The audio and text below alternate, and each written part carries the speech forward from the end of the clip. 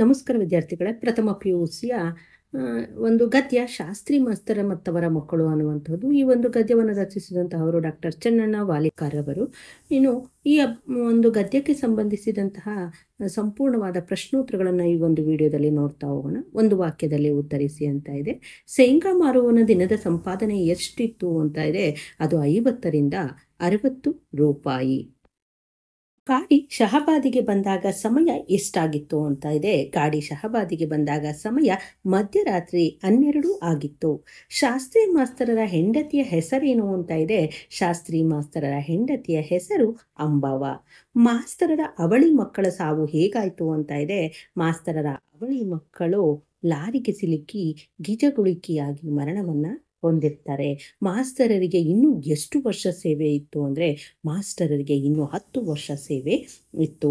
ಮಾಸ್ತರರು ಮನೆಯ ಮುಂದೆ ಬರೆಸಿ ಹಾಕಿದ ಬೋರ್ಡ್ ಯಾವುದು ಅಂದರೆ ಅನಾಥ ಬಾಲಕಾಶ್ರಮ ಅಂತ ಹೇಳ್ಬಿಟ್ಟು ಅವರು ಮನೆ ಮುಂದೆ ಬೋರ್ಡನ್ನು ಹಾಕ್ಸಿರ್ತಾರೆ. ನಿರೂಪಕರನ್ನ ನಿರೂಪಿಸಿದಂತಹ ಶಿಲ್ಪಿ ಯಾರು ಅಂದರೆ ಅದು ಶಾಸ್ತ್ರಿ ಮಾಸ್ತರರ. ಮುಂದಿನದು 2-3 ವಾಕ್ಯದಲ್ಲಿ ಉತ್ತರಿಸಿ ಅಂತ ಇದೆ.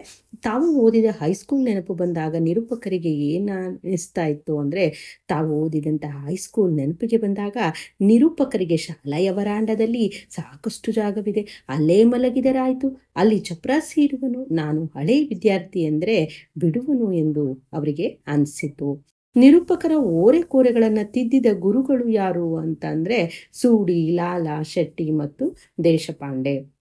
ನಿರೂಪಕರ ತಂದೆ ಅವರನ್ನು ಯಾರಿಂದ ಅಗಲಿಸಿ ಊರಿಗೆ ಕರೆತಂದರು ಅಂತಂದರೆ ನಿರೂಪಕರ ತಂದೆ ಅವರನ್ನು ಹೊಡೆದು ಬಡೆದು ಅವರ ಪ್ರೀತಿಯ ದನಗಳಿಂದ, ಗೆಳೆಯರಿಂದ, ಹೊಳೆ, ಹಳ್ಳ, ಗಿಡ, ಮರ, ಗುಡ್ಡ, ಬೆಟ್ಟ, ಹಣ್ಣು ಹಂಪಲು, ಓರುಳಗಳಿಂದ ಅಗಲಿಸಿ ಊರಿಗೆ ಕರೆತರ್ತಾರೆ.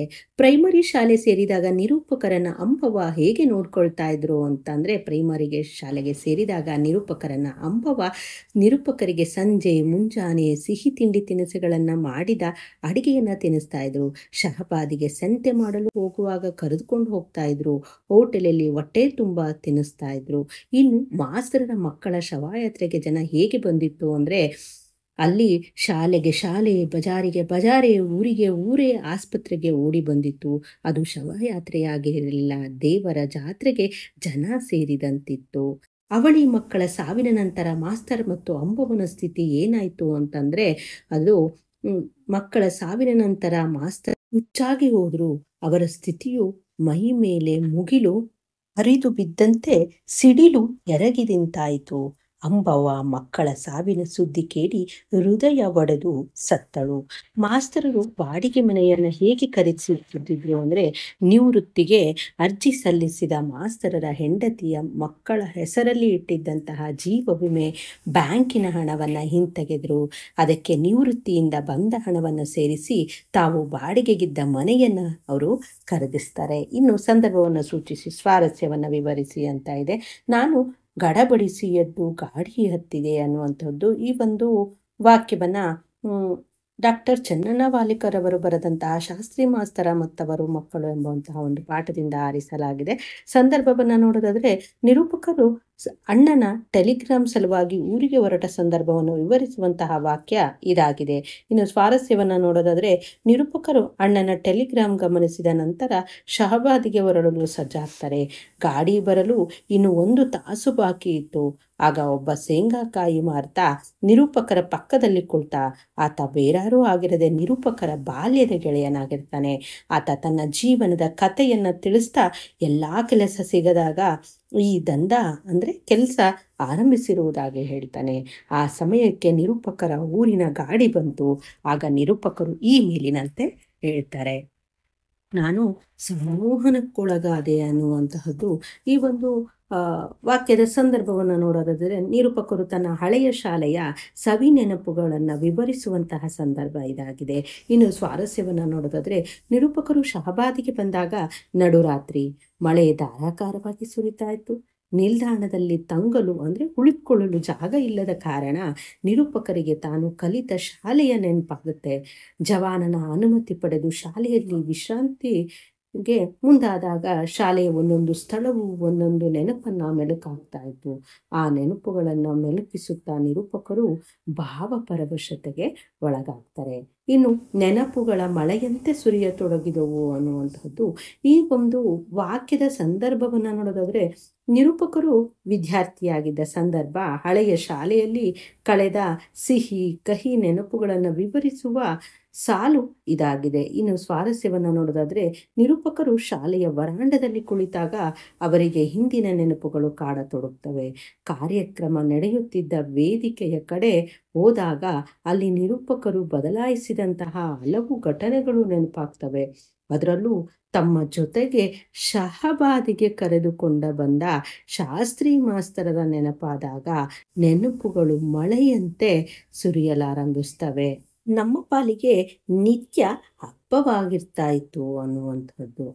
ಈ ಒಂದು ವಾಕ್ಯದ ಸಂದರ್ಭವನ್ನು ನೋಡೋದಾದ್ರೆ, ನಿರೂಪಕರು ಅಕ್ಕನೂರಿನಲ್ಲಿದ್ದಾಗ ಕಳೆದ ದಿನಗಳನ್ನು ವಿವರಿಸುವಂತಹ ಸಂದರ್ಭ ಇದಾಗಿದೆ. ಇನ್ನು ಸ್ವಾರಸ್ಯವನ್ನು ನೋಡೋದಾದ್ರೆ, ನಿರೂಪಕರ ಬಾಲ್ಯ ಆರಂಭವಾದದ್ದು ಅವರ ಅಕ್ಕನೂರಿನಲ್ಲಿ. ಆ ಕೇರಿಯ ಎಲ್ಲ ಹುಡುಗರು ದನ ಕಾಯುವವರಾಗಿರ್ತಾ ಇದ್ರು. ನಿರೂಪಕರು ಕೂಡ ದನ ಕಾಯಲು ಹೊರಟರು. ಶಾಲೆಗೆ ಚಕ್ಕರೊಡೆದು ಹುಡುಗರ ಜೊತೆ ಹಳ್ಳ ಕೊಳ್ಳ ಹೊಳೆ ಕೆರೆಯನ್ನ ದಾಟುತ್ತಾ ಬೋರು ಹೂಳ ಹಿಡಿಯುತ್ತಾ ವಿಧ ವಿಧವಾದ ಆಟಗಳನ್ನು ಆಡ್ತಾ ದನಗಳನ್ನು ಎಲ್ಲೋ ಬಿಟ್ಟು ಸಂಜೆಯಾದಾಗ ದನವಾಗಿ ಪಕ್ಷಿಯಾಗಿ ಬರುವುದು ಹಬ್ಬದ ಸಂಗತಿಯಾಗಿತ್ತು ಎನ್ನುತ್ತಾ ಮೇಲಿನಂತೆ ವಿವರಿಸ್ತಾರೆ. 4 ಗೋಡೆಗಳ ಕೋಟೆ ಬಂಧನದಲ್ಲಿ ಬಂಧಿಸ್ತಾರೆ. ಇನ್ನು ಈ ಒಂದು ವಾಕ್ಯದ ಸಂದರ್ಭವನ್ನು ನೋಡೋದಾದ್ರೆ ಈ ಮಾತನ್ನ ನಿರೂಪಕರು ಹೇಳ್ತಾರೆ. ಇನ್ನು ಸ್ವಾರಸ್ಯವನ್ನು ನೋಡೋದಾದ್ರೆ, ನಿರೂಪಕರ ಮಾವನಿಗೂ ಶಾಸ್ತ್ರಿ ಮಾಸ್ತರಿಗೂ ಗೆಳೆತನವಾಗ್ತದೆ. ಈ ಗೆಳೆತನದ ಗುರುತಿಗಾಗಿ ಅಕ್ಕನೂರಿನಲ್ಲಿ ದನ ಕಾಯ್ತಾ ಇದ್ದ ನಿರೂಪಕರಿಗೆ ಶಾಲೆ ಕಲಿಸುವ ವಿಚಾರವನ್ನ ಶಾಸ್ತ್ರಿ ಮಾಸ್ತರರು ವ್ಯಕ್ತಪಡಿಸ್ತಾರೆ. ಆಗ ನಿರೂಪಕರ ತಂದೆ ನಿರೂಪಕರನ್ನು ಹೊಡೆದು ಅವರ ಪ್ರೀತಿ ಪಾತ್ರವಾದಂತಹ ಹೊಳೆ, ಹಳ್ಳ, ಗಿಡ, ಮರ, ಗುಡ್ಡ, ಬೆಟ್ಟ, ಹಣ್ಣು ಹಂಪಲು ಬೋರುಗಳಿಂದ ಅಗಲಿಸಿ ಎಳೆದುಕೊಂಡು ಊರಿಗೆ ತರ್ತಾರೆ. ಇಲ್ಲಿ ತನಕ ಬಯಲು ಶಾಲೆಯಲ್ಲಿ ನಿರೂಪಕರು ಸ್ವಚ್ಛಂದವಾಗಿದ್ರು.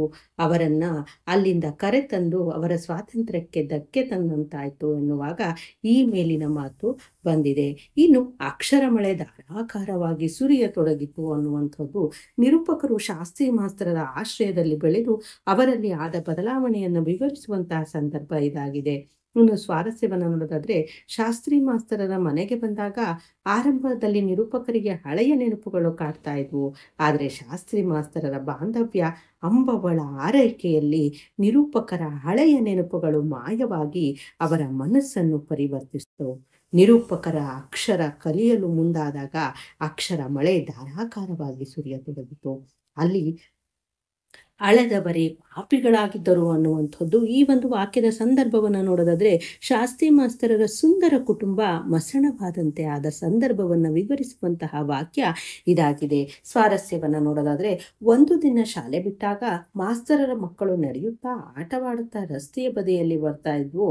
ಅತೀ ವೇಗದಿಂದ ಬಂದ ಲಾರಿ ಅವರ ಜೀವವನ್ನ ಬಲಿ ತೆಗೆದುಕೊಂಡ್ಬಿಡ್ತು. ಆ ವಿಚಾರ ಮಾಸ್ತರರ ಹೆಂಡತಿ ಅಂಬವಳಿಗೆ ತಿಳಿದಾಗ ಆಕೆ ಸ್ಥಳದಲ್ಲಿಯೇ ಪ್ರಾಣವನ್ನ ಬಿಡ್ತಾಳೆ. ಶಾಸ್ತ್ರಿ ಮಾಸ್ತರರು ಹೌವಾರ್ತಾರೆ. ಈ ಸನ್ನಿವೇಶವನ್ನು ನೋಡಲು ಊರಿಗೆ ಊರೇ ನೆರೆದಿತ್ತು. ಎಲ್ಲರೂ ಕೂಡ ಅಳ್ತಾ ಇದ್ರು ಎನ್ನುವುದನ್ನು ನಿರೂಪಕರು ಈ ಮೇಲಿನ ವಾಕ್ಯದ ಮೂಲಕ ವಿವರಿಸ್ತಾರೆ. ನನ್ನ ಹಿರಿಮಗ ಬಂದ, ನನ್ನ ಹಿರಿಮಗ ಬಂದ ಅನ್ನುವಂಥದ್ದು ಈ ಒಂದು ವಾಕ್ಯದ ಸಂದರ್ಭವನ್ನು ನೋಡೋದಾದ್ರೆ ಈ ಮಾತನ್ನ ಶಾಸ್ತ್ರಿ ಮಾಸ್ತರರು ನಿರೂಪಕರಿಗೆ ಹೇಳ್ತಾರೆ. ಸ್ವಾರಸ್ಯವನ್ನು ನೋಡೋದಾದ್ರೆ, ನಿರೂಪಕರಿಗೆ ಶಾಸ್ತ್ರಿ ಮಾಸ್ತರರ ಅನಾಥ ಬಾಲಕಾಶ್ರಮಕ್ಕೆ ಹೋಗ್ಬೇಕನ್ಸಿರುತ್ತೆ. ಆದರೆ ಮೊದಲಿನ ಶಹಬಾದು ಅದಾಗಿರ್ಲಿಲ್ಲ. ಹಲವು ಬದಲಾವಣೆಗಳು ಅಲ್ಲೇ ಆಗಿದ್ವು. ನಿರೂಪಕರು ಆಶ್ರಮಕ್ಕೆ ಬರುವುದರೊಳಗಾಗಿ ಹುಡುಗರೆಲ್ಲ ಎದ್ದಿದ್ರು. ಕಸ ಗುಡಿಸುವುದು, ನೀರು ತುಂಬುವುದು ನಡೀತಾ ಇತ್ತು. ಮಾಸ್ತರರು ಆ 70ರ ವಯಸ್ಸಿನಲ್ಲೂ ವರ್ತಮಾನ ಪತ್ರಿಕೆ ಓದುತ್ತಾ ಕುಳಿತಿದ್ರು. ನಿರೂಪಕರು ಬಂದ ಸುದ್ದಿ ಕೇಳಿ ಪೇಪರ್ ಓದೋದು ಬಿಟ್ಟು ಕಣ್ಣೀರು ಸುರಿಸುತ್ತಾ ಎದ್ದು ಬಂದು ತಬ್ಬಿಕೊಂಡು ಈ ಮೇಲಿನ ಮಾತಂತೆ ಹೇಳ್ತಾರೆ. ಇನ್ನು 5-6 ವಾಕ್ಯಗಳಲ್ಲಿ ಉತ್ತರಿಸಿ ಅಂತ ಇದೆ. ನಿರೂಪಕರ ಬಯಲು ಶಾಲೆಯ ಅನುಭವ ಮತ್ತು ನಂತರ ಶಾಲೆಯ ಅನುಭವಗಳು ಹೇಗಿದ್ವು ಅಂದರೆ, ನಿರೂಪಕರು ಬಾಲ್ಯದಲ್ಲಿ ತನ್ನ ಅಕ್ಕನೂರಿನಲ್ಲಿ ವಾಸಿಸ್ತಾ ಇದ್ರು. ಓದಿನ ಬಗ್ಗೆ ಯಾವ ಕಾಳಜಿಯೂ ಇರಲಿಲ್ಲ. ಆ ಕೇರಿಯ ಹುಡುಗರೊಂದಿಗೆ ಸೇರಿಕೊಂಡು ದನ ಕಾಯಲು ಓಡ್ತಾ ಇದ್ರು. ಪ್ರತಿನಿತ್ಯ ಟೊಂಕಕ್ಕೆ ರೊಟ್ಟಿ ಬುತ್ತಿ ಕಟ್ಕೊಂಡು ದನ ಕಾಯಲು ಹೋಗುವುದರಿಂದ ಬಹಳ ಸಂತೋಷ. ಹಳ್ಳ, ಹೊಳೆ, ಕೆರೆ, ಬಾವಿ, ಗಿಡ, ಮರ, ಬಳ್ಳಿ, ಬೆಟ್ಟ, ಗುಡ್ಡ, ಹಣ್ಣು ಹಂಪಲುಗಳ ಮಧ್ಯೆ ಬೋರುಳ ಹಿಡಿಯುತ್ತಾ ಪೀಪೆ ಊದುತ್ತಾ ಕೃಷ್ಣನಂತೆ ಹುಡುಗಿಯರ ಜೊತೆ ಕಣ್ಣಾಮುಚ್ಚಾಲೆ, ಬಳಿ ಚಕ್ಕರಾಟ, ಕೋಲಂಬುಗುಳಿ, ಲೋಡ ಲೋಡ, ತಿಮ್ಮಯ್ಯ ಆಟ ಆಡುವುದೆಂದರೆ ಎಲ್ಲಿಲ್ಲದ ಹಿಗ್ಗು. ದನಗಳನ್ನು ಮೇಯಿಸಲು ಎಲ್ಲೋ ಬಿಟ್ಟು ಎಲ್ಲೋ ಆಡುತ್ತಾ, ಸಂಜೆ ಆದಾಗ ಆಡುತ್ತಾ ಕುಣಿಯುತ್ತಾ ಮನೆಗೆ ದನವಾಗಿ ಪಕ್ಷಿಯಾಗಿ ಬರುವುದೊಂದು ನಿತ್ಯ ನಿರೂಪಕರ ಪಾಲಿಗೆ ಹಬ್ಬವಾಗ್ತಾ ಇತ್ತು. ಇಂತಹ ಸುಖವನ್ನ ಪಡೆಯುತ್ತಾ ಜೀವನದುದ್ದಕ್ಕೂ ದನ ಕಾಯುತ್ತಾ ಇರಬೇಕು ಅಂತ ನಿರ್ಧರಿಸ್ಬಿಟ್ಟಿರ್ತಾರೆ. ಆದರೆ ಶಾಸ್ತ್ರಿ ಮಾಸ್ತರರ ಆಶ್ರಯಕ್ಕೆ ಬಂದಾಗ ನಿರೂಪಕರಿಗೆ 4 ಗೋಡೆಗಳ ಕೋಟೆ ಬಂಧನಕ್ಕೆ ಬಂದಂತಾಯ್ತು. ಯಾರು ಎಷ್ಟೇ ಹೇಳಿದ್ರು 3-4 ತಿಂಗಳವರೆಗೆ ಸ್ಲೇಟಿನ ಮೇಲೆ ಒಂದಕ್ಷರ ಬರೆಯದೆ ಸದಾ ದನದ ಬಳಗವನ್ನ ನೆನೆತಾ ಕುಳಿತರು. ಆದರೆ ಕಳೆದಂತೆ ಶಾಸ್ತ್ರಿ ಮಾಸ್ತರರ ಅಂಬವಳ ಆರೈಕೆ ಮತ್ತು ಶಾಲೆಯ ಕಡೆ ಗಮನ ಹರಿಸುವಂತೆ ಮಾಡಿತು. ನಂತರ ಅಕ್ಷರಗಳ ಮಳೆಯೇ ಸುರಿಯಿತು. ಇನ್ನು ಮಾಸ್ತರರು ಮತ್ತು ಅಂಬವನ ಪ್ರೀತಿ ಕಡಲಲ್ಲಿ ಕತೆಗಾರರ ಬಾಲ್ಯ ಹೇಗೆ ಕೆಳೆಯಿತು ಅನ್ನುವಂಥದ್ದು. ಬಯಲು ಶಾಲೆಯಿಂದ 4 ಗೋಡೆಗಳ ಶಾಲೆಗೆ ಬಂದ ನಿರೂಪಕರು 3-4 ತಿಂಗಳವರೆಗೆ ಒಂದಕ್ಷರವನ್ನೂ ಕಲಿಯದೆ ತನ್ನ ಬಯಲ ಶಾಲೆಯ ಬಳಗವನ್ನೇ ನೆನೆಯುತ್ತಾ ಇದ್ರು. ದಿನ ಕಳೆದಂತೆ ಶಾಸ್ತ್ರಿ ಮಾಸ್ತರರ ಪತ್ನಿ ಅಂಬವ್ವ ಪ್ರೀತಿಯಿಂದ ಸಿಹಿ ತಿಂಡಿಗಳನ್ನ ಅಡಿಗೆಯನ್ನ ಉಣಬಡಿಸ್ತಾ ಇದ್ರು. ಮಾಸ್ತರರ ಸಹವಾಸದಲ್ಲಿ ಅಕ್ಕನೂರಿನ ನೆನಪುಗಳು ಹಳಸಿ ಹೋಗಿ ಅಂಬವ್ವ ಶಾಸ್ತ್ರಿ ಮಾಸ್ತರರ ಪ್ರೀತಿಯ ಕಡಲಲ್ಲಿ ಮಿಂದು ಅಕ್ಷರ ಪ್ರೀತಿ ಬೆಳೆಸಿಕೊಂಡರು. ಕೇವಲ 3 ತಿಂಗಳಲ್ಲಿ ಅಕ್ಷರಾಭ್ಯಾಸ ಮುಗಿಸಿ ಅದೇ ವರ್ಷ 1ನೇ ತರಗತಿಯನ್ನು ಕೂಡ ಪಾಸ್ ಆಗ್ತಾರೆ. ಅಲ್ಲಿಂದ ಮುಂದೆ ದನ ಕಾಯುವಾಗ ಹತ್ತಿದ ಅಡವಿಯ ರುಚಿ ಶಾಲೆಯ ಕಡೆ ತಿರುಗಿಸಿ ಶಾಸ್ತ್ರಿ ಮಾಸ್ತರರ ಹಿರಿಯ ಮಗನಂತೆ ಇದ್ದ ನಿರೂಪಕರು ಮನೆಯ ಕೆಲಸಗಳಲ್ಲಿ ನೆರವಾಗ್ತಾ ಶಾಲೆಗೆ ಹೋಗ್ತಾ ಇದ್ರು. ಅವಳಿ ಮಕ್ಕಳ ಸಾವು ಮಾಸ್ತರರ ಬದುಕನ್ನು ಬದಲಾಯಿಸಿದ್ದು ಹೇಗೆ ಅನ್ನುವಂಥದ್ದು. ಒಂದು ದಿನ ಶಾಲೆ ಬೇಗ ಬಿಟ್ಟಿದ್ದರಿಂದ ಹುಡುಗರು ತಾವೇ ರೋಡಿನ ಮೇಲೆ ನಡೆಯುತ್ತಾ ಆಟವಾಡ್ತಾ ಬರ್ತಾ ಇದ್ರು. ತೀವ್ರವಾದ ವೇಗದಿಂದ ಬಂದ ಲಾರಿಯೊಂದು ಮಕ್ಕಳಿಗೆ ಕುದ್ದಿದಾಗ ಕೂಡಲೇ ಆಸ್ಪತ್ರೆಗೆ ಒಯ್ತಾರೆ. ಪ್ರಯೋಜನವಾಗದೆ ಪ್ರಾಣ ಬಿಡ್ತಾರೆ. ಅಂಬವ್ವ ಮೂರ್ಛೆ ಹೋದಳು, ಮತ್ತೆ ಎಲ್ಲೇ ಇಲ್ಲ. ಈ ಆಘಾತವನ್ನ ಜೀರ್ಣಿಸಲಾಗದೆ ಶಾಸ್ತ್ರಿ ಮಾಸ್ತರರು ಹುಚ್ಚಾಗಿ ಹೋಗ್ತಾರೆ. ಸಿಡಿಲು ಬಳಿದಂತೆ ಅವರ ಸ್ಥಿತಿಯಾಗ್ತೆ. 6 ತಿಂಗಳಾದರೂ ಹಾಸಿಗೆ ಹಿಡಿದವರು ಬಹಳವಾಗಿ ಯೋಚಿಸಿ ಇನ್ನು 10 ವರ್ಷ ಸೇವೆ ಇದ್ರೂ ನಿವೃತ್ತಿಗೆ ಅರ್ಜಿ ಹಾಕ್ತಾರೆ. ಮಕ್ಕಳ ಸಾವಿನಿಂದ ಬಹಳ ದುಃಖಿತರಾದ ಶಾಸ್ತ್ರಿ ಮಾಸ್ತರರ ಹೆಂಡತಿ ಮಕ್ಕಳ ಹೆಸರಿನಲ್ಲಿ ಇಟ್ಟಿದ್ದ ಜೀವ ವಿಮೆ, ಬ್ಯಾಂಕಿನ ಹಣ, ನಿವೃತ್ತಿಯಿಂದ ಬಂದ ಹಣ ಎಲ್ಲವನ್ನಾ ಸೇರಿಸಿ ತಾವಿದ್ದ ಬಾಡಿಗೆ ಮನೆಯನ್ನ ಖರೀದಿ ಮಾಡಿದ್ರು. ಮನೆಯ ಮುಂದೆ ಅನಾಥ ಬಾಲಕಾಶ್ರಮ ಅಂತ ಹೇಳ್ಬಿಟ್ಟು ಬೋರ್ಡ್ ಬರೆಸಿ ಹಾಕ್ತಾರೆ. ಶಾಲೆಗೆ ಓದಲು ಬರುವ ನಿರ್ಗತಿಕ, ಬಡವ, ಅನಾಥ ಮಕ್ಕಳನ್ನ ಸೇರಿಸ್ಕೊಂಡು ಅವರ ಊಟ, ವಸತಿ, ಬಟ್ಟೆ, ಪುಸ್ತಕಗಳ ಖರ್ಚು ನೋಡ್ಕೊಳ್ತಾ ತಮ್ಮ ಹೆಂಡತಿ ಮಕ್ಕಳ ಸಾವಿನ ನೋವನ್ನು ಮರೆಯತೊಡಗ್ತಾರೆ. ಹೀಗೆ ಶಾಸ್ತ್ರಿ ಮಾಸ್ತರರ ಬದುಕು ಬದಲಾಗಿ ಹೋಗುತ್ತೆ.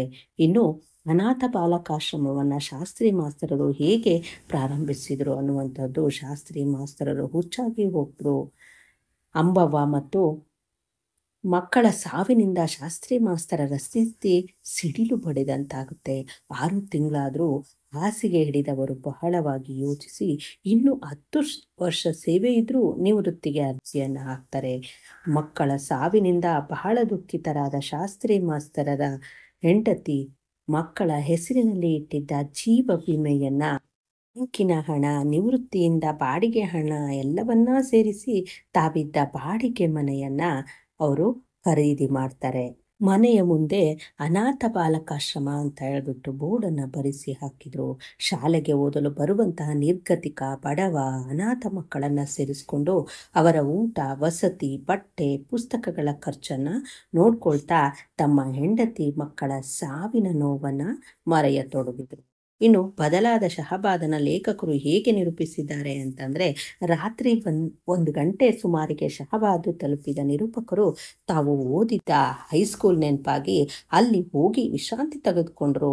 ಮುಂಜಾನೆ ಎದ್ದು ಬಾಲಕರ ಅನಾಥಾಶ್ರಮ ಕಡೆಗೆ ಹೊರಟಾಗ ಮೊದಲಿನ ಶಹಬಾದ ಈಗ ಇರಲಿಲ್ಲ.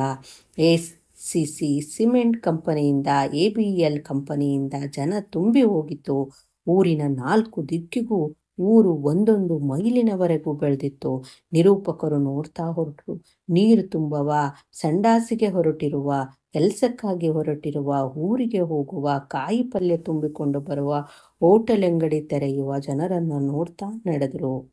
ಇನ್ನು ಶಾಸ್ತ್ರಿ ಮಾಸ್ತರರ ವ್ಯಕ್ತಿತ್ವವನ್ನು ನಿರೂಪಿಸಿ ಅಂತ ಇದೆ. ಶಾಸ್ತ್ರಿ ಮಾಸ್ತರರ ವ್ಯಕ್ತಿತ್ವ ಬಹಳ ವಿಶಿಷ್ಟವಾದದು. ಅವರ ಜೀವನದಲ್ಲಿ ಕಷ್ಟಗಳು ಎದುರಾದರೂ ಇನ್ನೊಬ್ಬರ ಏಳಿಗೆಯ ಮೂಲಕ ತನ್ನ ನೋವನ್ನು ಮರಿತಾರೆ. ತಾನು ಬೆಂದರೂ ತಿಳಿ ಬೆಳಕನ್ನು ನೀಡುವ ದೀಪದ ಹಾಗಿನ ವ್ಯಕ್ತಿತ್ವ ಅವರದ್ದಾಗಿತ್ತು. ಧನಗಾಹಿಯಾದ ನಿರೂಪಕರನ್ನ ಮಾಸ್ತರರು ಅವರ ಆಶ್ರಯಕ್ಕೆ ತಂದು ವಿದ್ಯಾವಂತನನ್ನಾಗಿ ಮಾಡ್ತಾರೆ.